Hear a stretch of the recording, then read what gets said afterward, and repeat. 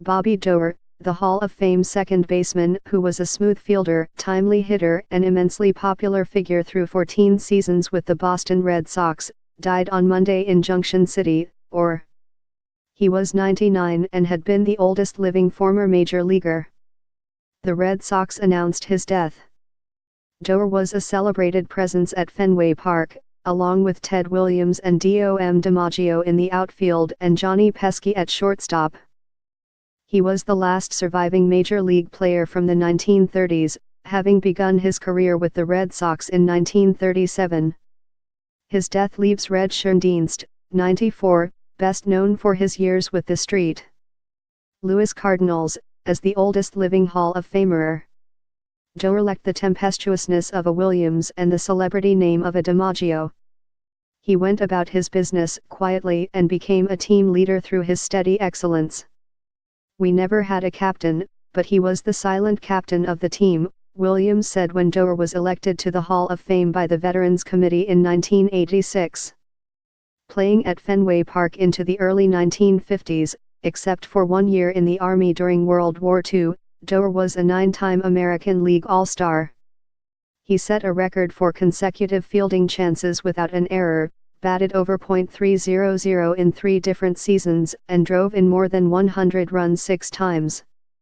His teams won just 1 American League pennant, in 1946. The Red Sox went on to lose to the St.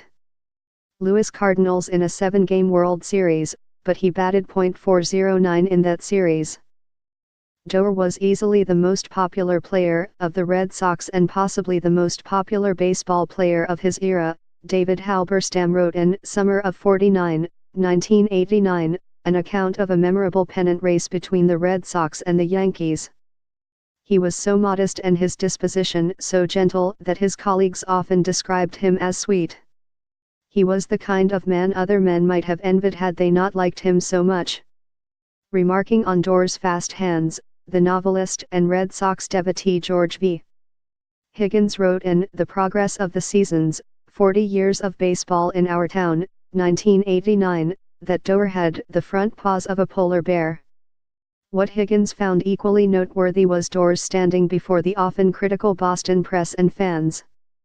Bobby Doerr cannot recall being hammered by the Boston media or being insulted by the fans, he wrote.